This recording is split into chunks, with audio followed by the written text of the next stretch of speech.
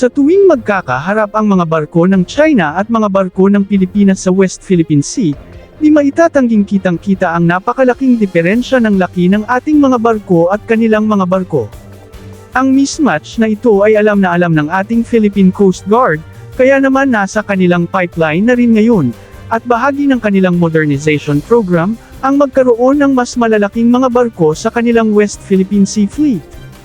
At ito ang dahilan kung bakit ang Hyundai Heavy Industries ay gumawa ng disenyo ng napakalaking barko, at kanilang ipinakita sa ating Philippine Coast Guard sa nagdaang Asian Defense and Security Exhibition 2024, bilang solusyon sa requirements na ito ng ating Philippine Coast Guard.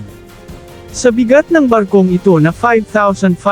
tons, ay mahigit 3 beses itong mas mabigat kaysa ating Magbanua class, na siyang kasalukuyang pinakamalaking barko ng ating Philippine Coast Guard.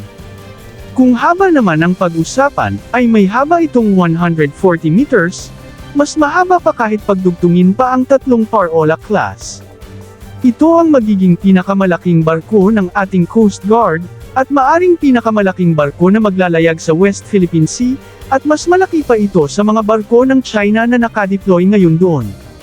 At kahit ng mga malalaking barko nila ngayon doon, na kanilang ginagamit pang bangga sa ating mga barko, maliban sa kanilang pinakamalaking Coast Guard vessel na tinawag nilang The Monster. Ang The Monster ship na ito ng China, ay may 165 meters na haba, at 12,000 tons na bigat. Mas malaki man sa barko na offered ng Hyundai Heavy Industries, ngunit ang monster ship na ito ng China, ay bihira lang dinideploy sa West Philippine Sea, kaya ang offered vessel na ito ng Hyundai, ay ang siyang magiging hari sa laki doon pag nagkataon. Pinangalanan ng Hyundai Heavy Industries bilang HDP 5500 ang barko na kanilang ino-offer sa Pilipinas. Ganito man siya kahaba, at ganito man siya kabigat, ngunit kaya pa rin niyang maglayag sa bilis na 25 knots.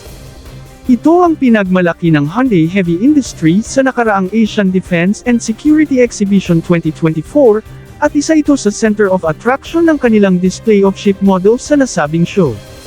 Maaring nasa 1 o 2 barko lamang ang initial procurement ng Philippine Coast Guard, dahil sa kailangan ng malaking halaga ang pagbili nito, at marami pang mas maliliit ng mga modelo ng barko ang nasa procurement list din ng Philippine Coast Guard, na kumakain din ng malaking halaga.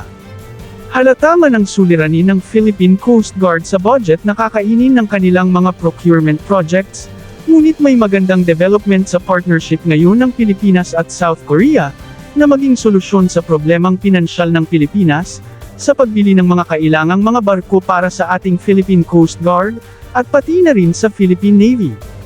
Tulad ng Japan at France, sa pamamagitan ng mas pinalakas na ugnayan ngayon ng Pilipinas at South Korea, ay nakaanda na ang pamahalaan ng South Korea na magbigay din ng official development assistance sa Pilipinas, o ang tinatawag na soft loan, upang matulungan ang bansa na mabigyan ng pondo ang mga pangangailangan nito sa kanyang economic development, at pati na rin ang kanyang maritime law enforcement at military modernization program. Bagamat bawat taon ay mayroong paglalaan ng pondo para sa modernization ng ating mga maritime agency tulad ng Coast Guard at BIFAR, at ganun din sa ating hukbong sandatahan, ngunit di makakailang mas umaasa ang Pilipinas sa official development assistance o tinatawag ding soft loan, mula sa bansang Japan at France, sa pagbili ng mga bagong mga barko para sa Philippine Coast Guard. Kaya di na nakakagulat kung bakit nag-o-offer na din ang gobyerno ng South Korea ngayon ng official development assistance, upang masiguro nilang tuloy-tuloy ang pagbili ng Pilipinas ng mga barko mula sa kanila. Tungkol naman sa iba pang mga klase ng barko na kailangang bilhin ng Philippine Coast Guard upang magkaroon ng maaasahang puwersa, ay nangangailangan sila ng small, medium, and large na mga vessels design.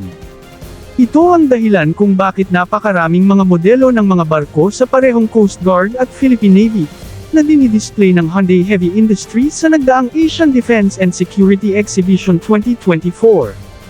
Pinakita ng Hyundai Heavy Industries ang kanilang mga Coast Guard vessels design, mula sa 500 tons, 1,200 tons, 2,200 tons, at malalaking mga 3,200 tons, at syempre ang pinakamalaki na 5,500 tons, Dahil ito ang hinahanap ng Philippine Coast Guard, base sa impormasyon na binigay ng Philippine Coast Guard sa kanila. At syempre ang good news, ay handang-handa ang gobyerno ng South Korea na magbigay ng official development assistance para sa mga barkong ito, kaya malaki ang posibilidad na matutuloy ang pagkuha ng Pilipinas sa mga barko na ito ng Hyundai Heavy Industries ng South Korea.